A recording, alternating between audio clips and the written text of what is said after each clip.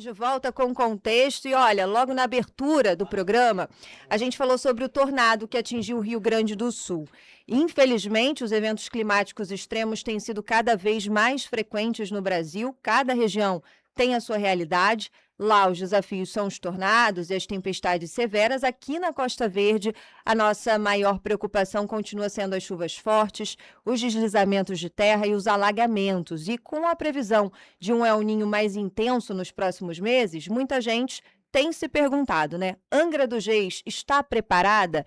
É sobre isso que a gente conversa agora. Eu recebo aqui no estúdio da Arrasca Web o secretário de Proteção e Defesa Civil de Angra dos Reis, Fábio Júnior, e também o Relações Públicas da Defesa Civil, Lauro Oliveira. Sejam muito bem-vindos aqui no Contexto. Obrigada por terem vindo, por terem aceitado bater esse papo que é tão importante para a população. Sim, boa tarde, Mariana.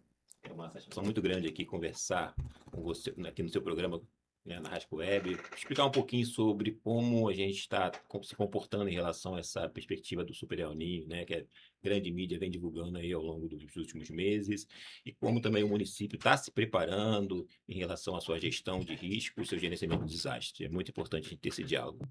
Boa tarde, Mariana, Lauro. boa tarde. Sempre bom falar com você. Uma nova missão aí, né? Pois A gente está é, observando aqui contexto. isso aí. Então vamos trabalhar nesse contexto aí. Obrigado aí pelo espaço mais uma vez. E conforme o secretário falou, vamos trazer o gerenciamento de risco, o gerenciamento de desastres, e vamos trazer principalmente a proximidade com a população. Isso que é o principal nesse momento de tantas informações de todos os lados, né? Da internet, dos veículos de comunicação e no geral. E a gente trazer precisão é o mais importante, trazer credibilidade para que as pessoas acreditem e trabalhem em conjunto com a Defesa Civil. Com certeza. Eu queria começar a nossa conversa, então, já perguntando o que é o El Ninho. Na verdade, o El Ninho a gente escuta todo ano falar dele, né? Cada ano ele vem de uma forma diferente, trazendo impactos diferentes para as regiões. E esse ano a gente já ouviu falar no Super El Ninho, ou seja, a gente espera que ele seja ainda mais intenso. Eu queria que vocês explicassem, então, o que é o fenômeno, né? E qual é a expectativa para esse Na ano. verdade, o El Niño, ele é um aquecimento anormal das águas do Oceano Pacífico, né, que muda essas correntes e muda todo o clima aqui da região da América do Sul. E é bom frisar também que assim, a gente sempre tem influência do El Niño todos os anos, né? O que diferencia um super El Niño da questão climática é que ele é variável, né, para mais ou para menos. A gente teve aqui em 2024 um efeito mais forte um pouco do El Niño, né? Tivemos aqui a questão da escassez de chuva, né? Que Sim. causou uma crise hídrica aqui no município, né? E de lá para cá a gente teve voltando as chuvas fortes, né? Então a gente espera-se, né? O Instituto de Meteorologia aí do governo federal, do governo estadual, espera-se que já agora para o segundo semestre a gente tenha aí ondas de calor na região, né? Já estamos vivenciando, né? Na verdade essa última semana aqui foi bem quente, Pois hoje mesmo é, o bem sol tá aí quente, essa semana firme e né? forte, pleno Exatamente. inverno ainda. Isso é uma alteração climática, né? A gente espera assim, geralmente um inverno mais frio, né? Mais úmido, né? Um pouquinho chuvoso, aquela garoazinha, e a gente tá com esse efeito mais quente, um clima mais quente, né? Então isso desperta na gente um olhar mais específico, caso essas condições climáticas elas fiquem mais elevadas. Lauro, quando que são esperadas essas mudanças, né? Para quando? Quando que essa influência desse Super El Ninho começaria a atuar, caso essas previsões se concretizem? Falar em data é muito delicado, né? Quando a gente trabalha com previsão meteorológica, as datas são apenas um parâmetro. Então a gente trabalha com monitoramento. Então, como você falou no início, né, os tornados no Rio Grande do Sul, a intensidade está muito maior, a seca no Nordeste, na nossa região, nós estamos em julho, já um calor, se chegar lá fora, se ficar no sol, dá uma sensação térmica de 40 graus. Então, nós já estamos começando a ver sinais de que as condições climáticas serão mais severas. Então, conforme os institutos, os especialistas, entre agosto e setembro, mas a gente já começa a ver que o cenário já começa a mudar. Então, como eu falei anteriormente, previsão é uma coisa, monitoramento é outra. Então, a Defesa Civil já vem trabalhando nesse monitoramento, acompanhando os detalhes, se preparando com infraestrutura, com treinamento da população, que a gente vai falar mais à frente. Mas Angra dos Reis, será que está ou será que não está preparada para isso? Eventos climáticos vão acontecer. Deslizamentos, inundações vão acontecer. O que a gente não pode ter é perda de vidas humanas. E a gente veio Exatamente. trabalhando para isso. Essa preparação, na verdade, é muito em cima da resposta, né? Que vai acontecer, como você bem colocou aqui, Lauro. É algo que ninguém pode impedir, porque a gente está falando de fenômenos da natureza. Então, Sim. pode acontecer. E aqui a gente tem toda a questão da geografia da cidade também, né? Tudo isso que tem que ser levado em consideração quando você vai analisar uma região. Então, essa resposta hoje, como que ela é feita? Você falou, é uma preparação que envolve também a comunidade. E aí Muito as pessoas importante. tendem a ver ali a Defesa Civil só quando acontece alguma coisa.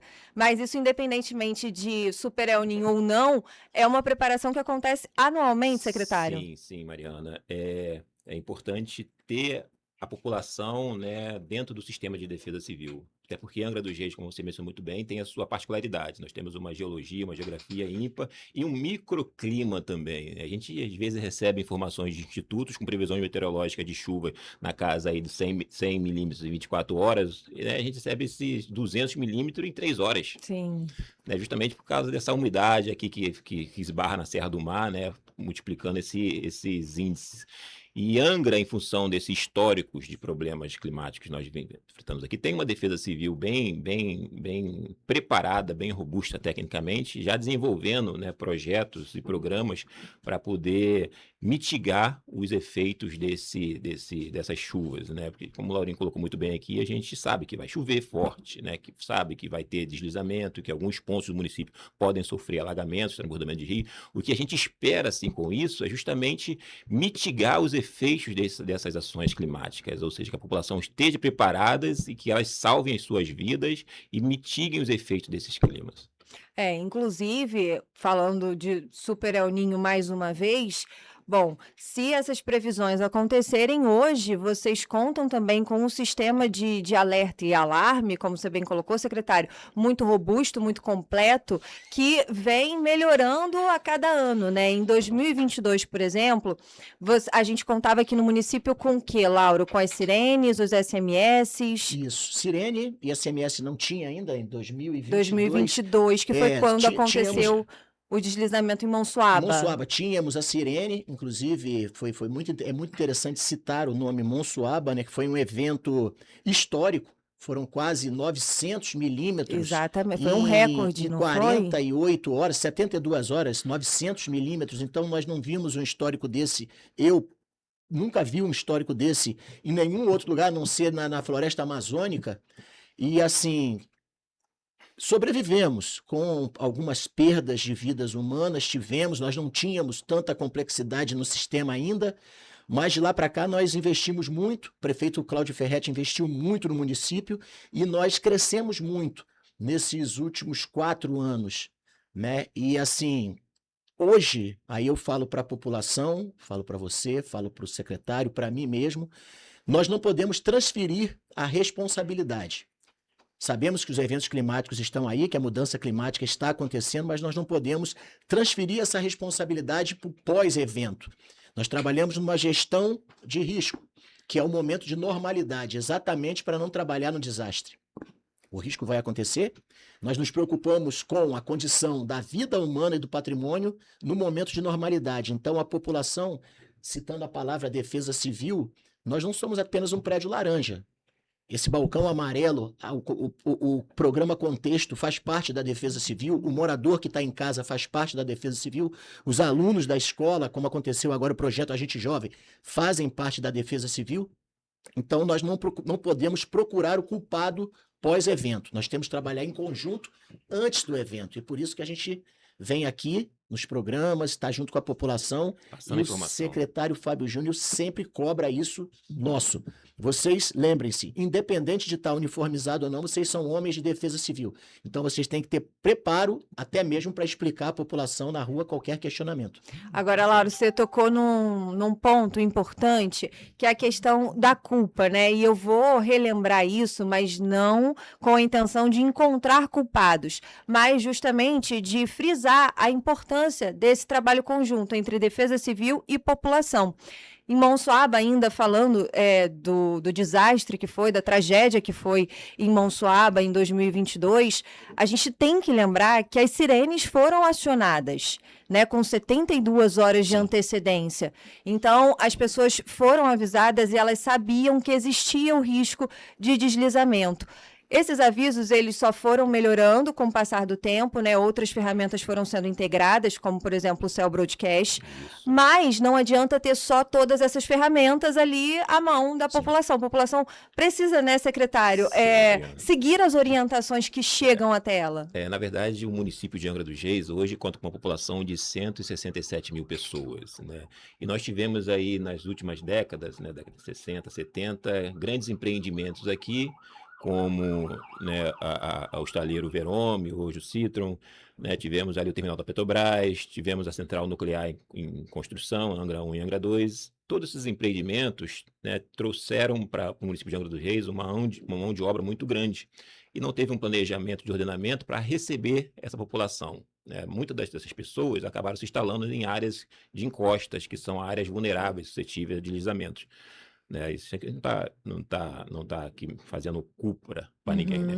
O que a gente pede hoje é que antes que as pessoas adquiram algum terreno, iniciem uma construção, procurem, através dos órgãos públicos, né, da Defesa Civil, do IMAR, se aquela área é passível de ocupação, se pode construir ou não, porque às vezes a pessoa não tem um investimento, pega aquele pouco investimento que elas têm, colocam tudo naquele empreendimento e aí da noite para o dia aquele empreendimento é demolido por um deslizamento ou até mesmo por um alagamento. A gente pede para as pessoas, antes de construir, procurar os órgãos da Defesa Civil, do IMAR, do Meio Ambiente, para que a gente dê essa garantia que a área é passível de ocupação, para evitar, realmente, que os problemas venham a acontecer quando as chuvas retornarem à nossa região, né?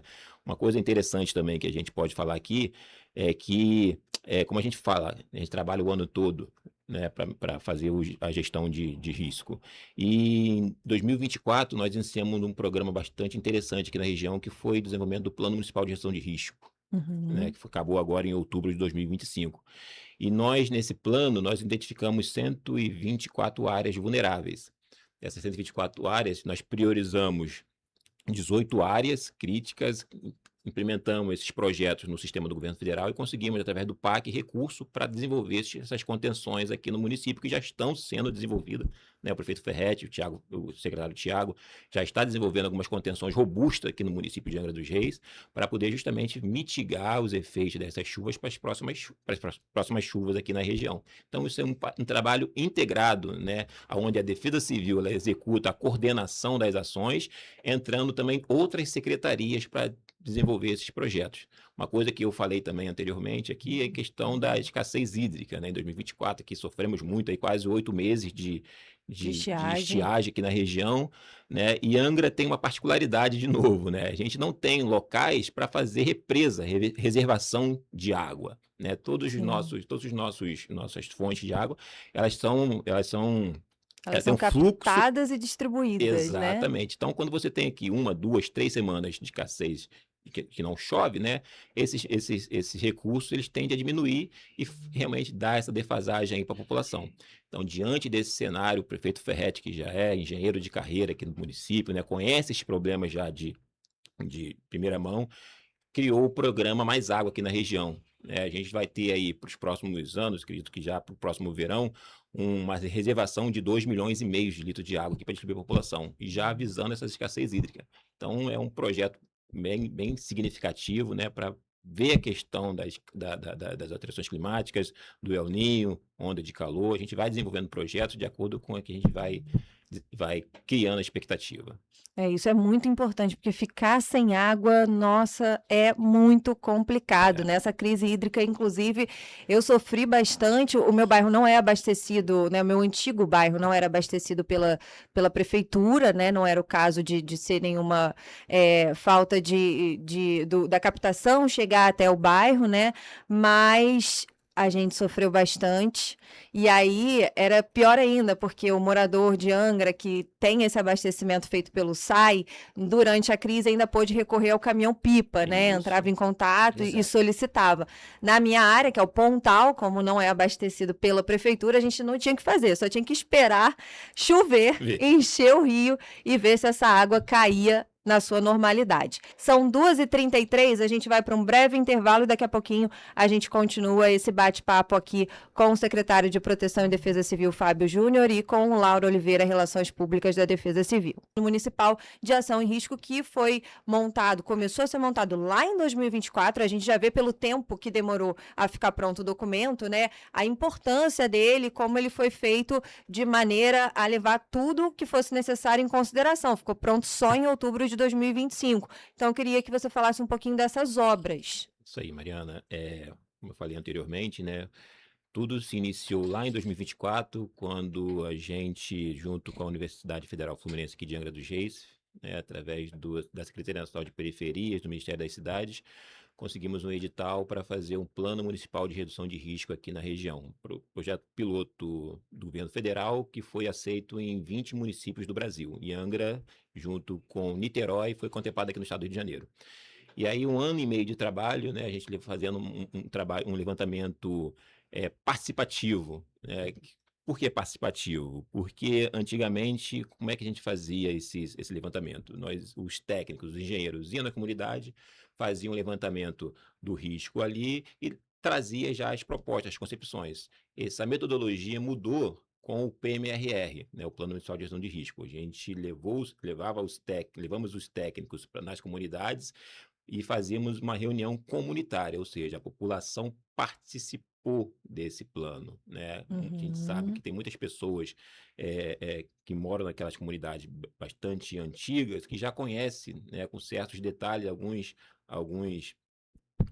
alguma metodologia da encosta ali, aquela drenagem que costuma ficar seca durante determinado período do ano. Então, eles trazem essas informações para os técnicos e os técnicos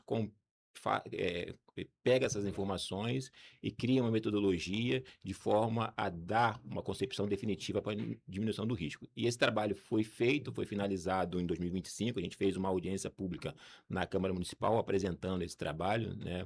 E aí, com esse projeto em mãos, nós inserimos essa proposta no sistema do governo federal e conseguimos recurso através do PAC, né, contenções. Estamos aí desenvolvendo esses projetos, são obras no Tijolito, ali no Campo Belo, no Morro das Velhas, aqui na Feijão Galindo, ali no Morro da Cruz, no Morro do Pérez, no Morro da Glória, lá na Praia da Tartaruga, na Ponta Leste, aqui no Monumento Aquidauã também na Ponta Leste, e aqui na Costeirinha. Então, no Belém também. Então, são muitas obras, né, que as pessoas realmente costumam questionar. Tá fazendo agora porque a eleição não. Todo o planejamento ele foi feito lá em 2024 e agora o resultado está saindo, né? O pessoal está tendo essa visibilidade toda. São obras bastante robustas, obras caras que vão dar segurança à população.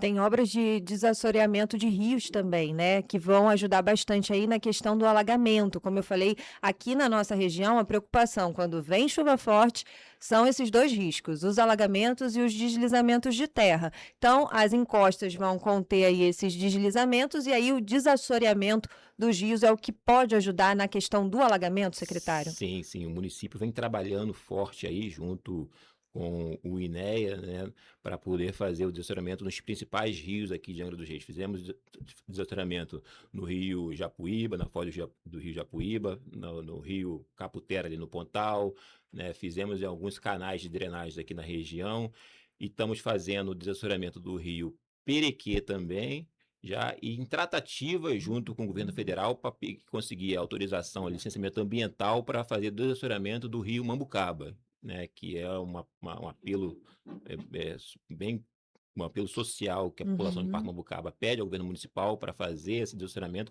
porque o Parque Mambucaba tem um histórico recorrente de alagamentos, transbordamento do rio Mambucaba, né? A população sofre muito e a gente precisa dar uma resposta para a população, pedir essa autorização ambiental para que o município faça esse desassoreamento e mitigue a questão do transbordamento do rio naquela região. Em paralelo a isso, Mariana, a Defesa Civil também, né, tá com seu sistema de alerta e alarme bastante robusto e a gente também está instalando um sistema de monitoramento através de estações hidrológicas nos rios Mambucaba, Rio Perequê, Rio Bracuí, o Rio Caputera no Pontal, né, para poder fazer a leitura de vazão e fazer a leitura de vazão com a cota de transbordo e informar para a população, e o Japuíba, me lembrou bem aqui, o Rio Japuíba também, fazer um estudo de vazão com cota de transbordo para que, quando o rio estiver na iminência de transbordar, né, a gente informar a população através do nosso sistema de alerta e alarme por sirene que o rio vai Uhum. transbordar, para as pessoas ficarem preparadas, né? Quem puder sair de casa, sai. Quem quiser salvar algum equipamento da sua casa, vai poder salvar, né? E principalmente a sua vida. Então, secretário Lauro, hoje a gente tem aqui no município a Sirene, o envio do SMS e o Cell Broadcast. Eu queria que vocês explicassem para o ouvinte que está aqui com a gente na Rasca Web se há uma diferença nesse sistema do SMS, porque a gente sempre fala para o pessoal se cadastrar, mandar o seu CEP lá para o 40199, a partir desse cadastro ele passa a receber essas informações. E tem também o Cell Broadcast, esse Exato. não precisa de cadastro. Então, as informações que vão chegar para uma pessoa que tem ali o seu CEP cadastrado vão ser as mesmas do Cell Broadcast ou não? Perfeito. O Cell Broadcast é o mais avançado sistema de envio de mensagem que tem não só aqui para a gente, mas já vinha da Europa, dos Estados Unidos, utilizado em várias situações, inclusive até mesmo situações de terrorismo. Então é um sistema muito eficaz que nós estamos utilizando ele aqui para uma situação que a gente observa muito em relação a eventos climáticos extremos. Acontecem mais no final do ano, transição de época de férias, verão, que a cidade está com um movimento muito alto, a população flutuante muito alta, muitos turistas na cidade, e geralmente essas pessoas não são cadastradas no CEP daquela região. Elas nem sabem, Não né, às sabem, vezes, não que isso é conhecem a região, necessário. não sabem. Então, a pergunta que você me fez, são as mesmas mensagens? Sim. Porém, visando somente o informe de nível severo ou nível extremo. Vou dar um exemplo. Severo. Está chovendo muito na sua região. Fique atento aos próximos informes. Extremo. Foram detectados risco de deslizamento de encosta na sua região. Saia para local seguro ou ponto de apoio pré-estipulado. Então, são essas duas mensagens que a pessoa pode receber através do Cell Broadcast. Já no SMS, que a pessoa é cadastrada, é morador da cidade ou trabalha aqui, enfim, ela já vive aqui. Então, ela recebe várias situações. A previsão do tempo, olha, existe possibilidade de chuvas fortes na sua região. Aí vem monitorando. Aí acontece a chuva, detecta-se alto índice pluviométrico. Aí depois vem a fase de evacuação e, posteriormente, a fase de normalidade, quando é enviado um aviso dizendo que a situação voltou ao normal e ela pode retornar para suas casas. Essa é a diferença entre os dois. O objetivo principal é manter a população informada e não assustar. Porque quando a pessoa recebe uma informação dessa, você mesmo já relatou para a gente, Sim. as condições, a parte emocional, psicológica das Mexe pessoas, bastante. em algumas pessoas fica bem abalada. Mas nós gostaríamos de deixar exposto aqui que todos esses avisos, por mais que seja o extremo de evacuação, não significa que vai haver deslizamentos ou transbordamento de rio naquele momento. Tudo é feito antecipadamente para exatamente a pessoa possa sair de forma tranquila, ordenada para o seu respectivo ponto de apoio ou para um local seguro que ela escolha, levando seus documentos, remédios e principalmente mantendo contato com seus familiares. Então tudo é feito antecipadamente e não apenas no achismo, é feito um estudo grande, como o secretário falou, em relação a os níveis dos rios, a acumulação, a saturação do solo também na nossa região. A gente sabe exatamente quantos milímetros pode provocar um deslizamento de encosta e quais os locais que são mais vulneráveis. Então, é realmente um sistema que houve muito estudo, muito aprendizado. Então, nós temos aí o SMS, as sirenes, o broadcast. Se tudo falhar, nós temos as sirenes móveis, que são os carros equipados com sirenes que podem ir até o local. Porém, não adianta tanta informação se quem estiver do outro lado não saiba o que fazer. É por isso que acontece os núcleos de defesa civil, por isso que nós treinamos as crianças em idade escolar. Agora, esse novo projeto que está no 2º ano, que é o projeto Agente Jovem de Defesa Civil, trabalhando as nossas gerações mais novas para que se transformem em adultos preparados também, porque a intenção, o que a gente acha é que a população só vai crescer cada vez mais. Os eventos climáticos também vão piorar cada vez mais. Então, o que a gente pode fazer, além dos equipamentos, é manter a população muito bem treinada e o nosso sistema de alerta e alarme, graças a Deus, muito efetivo. Já tivemos exemplos e a gente vem trabalhando cada dia mais para melhorar. Acho que o secretário vai até citar. Eu queria só complementar, Laurinha, assim, que teve uma revolução em função daquele mega desastre da região serrana, né? Ali foi o desenvolvimento Marco, do né? sistema de alerta e alarme, porque até então a gente não tinha como informar a população com antecedência sobre chuvas severas, né, e significativas. E a própria equipe, né, de resgate do Corpo de Bombeiro, da Defesa Civil, eles se colocavam em situações críticas para poder resgatar essas pessoas que estavam presas nas suas casas. Nós tivemos casos na região serrana de equipes da Defesa Civil de Petrópolis, do Corpo de Bombeiros, que vieram a óbito por soterramento, né? Então, isso motivou a gente a desenvolver esses protocolos de alerta e alarme para antecipar, né, essas ações da população, das equipes de emergência, para sair das suas casas com uma certa antecedência, como o Laurinho colocou muito bem aqui, né, de forma ordeira, coordenada, para que no momento crítico nada aconteça com essas pessoas. E é muito importante também, né? O Lauro falou, a gente avisa com antecedência para você conseguir sair da sua casa até que aconteça. Mas também pode não acontecer, Sim, né? É importante frisar isso, porque às vezes a pessoa fala, eu não vou sair não, porque mês passado eu recebi também uma mensagem, não aconteceu nada, por que eu vou sair? Aí vem aquela diferença que você me perguntou entre o SMS e o broadcast. Quando o broadcast é acionado, já aconteceu o monitoramento. Então, nós já sabemos que as áreas estão suscetíveis a deslizamento. A probabilidade é muito maior. Então, o broadcast, se chegar no telefone das pessoas, é muito importante que elas tomem a decisão o mais rápido possível de ir para locais seguros. Porque a diferença entre a previsão, olha, pode chover, olha, está chovendo, mas a chuva pode passar e, olha, choveu muito, a sua área pode deslizar. Então, o risco já é iminente. E assim, uma coisa que eu vou falar é que a população ela aprende muito rápido através do exemplo. A Defesa Civil trabalha num triângulo, num eixo de preparação, prevenção, mitigação, resposta e recuperação do cenário afetado. Nada se cria, tudo se copia. O maior gerenciador de crise que teve foi o que a gente sempre costuma falar, foi Noé.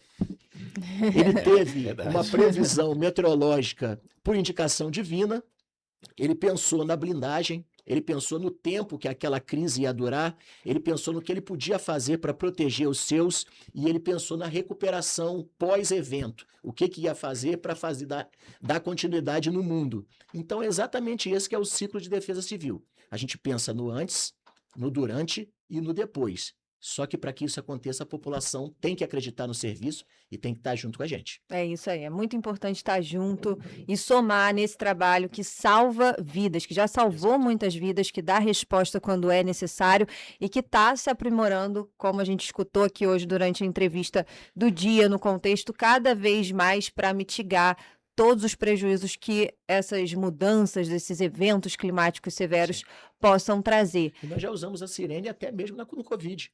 Sim, eu lembro. Ela foi utilizada para informar a população sobre o risco de contaminação. Eu lembro. Então, é muito eficaz. Eu lembro, nessa época, inclusive, Lauro Oliveira, eu entrava ao vivo da minha varanda e a sirene do Marinas não parava de tocar. Nessa época, eu morava no Marinas, era eu pegar o microfone, começava lá a sirene tocar, a voz do Laurinho avisando todo mundo da Covid, mas a gente seguia firme, entendeu? Botava o fone no ouvido e dava a notícia que tinha que dar. Agradeço muito a participação de vocês, um bate-papo muito necessário, muito importante, é levar o serviço até a população, né? A população precisa saber o que fazer e o que está sendo feito já antes que todas essas previsões se concretizem. Então, muito obrigada, as portas ficam abertas para vocês aqui, sempre que precisarem ter esse contato mais próximo da população. E antes da gente encerrar, na verdade, eu queria falar para a população, né? Se cadastrar, mandar o CEP para o 40199 e também ficar atento aos informes que são feitos nos canais oficiais do órgão da Defesa Civil. Hoje, inclusive, eu já vi eu ia até encerrar a entrevista e ia esquecer, mas eu vi um aviso. Tem previsão de ventos fortes aqui para a região, não tem, Lauro? Tem sim, Mariana. A gente enviou um aviso ontem através do SMS da probabilidade de eventos de moderada a forte intensidade na nossa região, válidos por 24 horas. nós estamos com esse aviso vigente, existe a possibilidade de ventos costeiros na nossa região, proveniente de frentes frias que vêm avançando do continente e do mar. Essas frentes frias entram em choque com massa de ar quente aqui na nossa região e pode trazer rajadas de vento de moderada a forte intensidade. Inclusive, esses ventos já estão acontecendo no litoral de São Paulo, a gente vem monitorando, acompanhando aqui, e podem chegar aqui pelas próximas horas. Então, cuidados básicos à população, evitar transitar no momento de ventos fortes, evitar se abrigar debaixo de estruturas metálicas, de árvores de grande porte, não entrar em contato com galhos ou árvores que estejam caídos sobre a rede elétrica. Em caso de emergência, ligar 199 Defesa Civil ou 192, 193 Corpo de Bombeiros Militares. Previsão ao vivo. Muito isso aí. obrigada, secretário. Muito obrigada, Eu Laura. queria só aproveitar, Mariana, para dizer Claro. que não só de eventos socioambientais vivemos a defesa civil, né?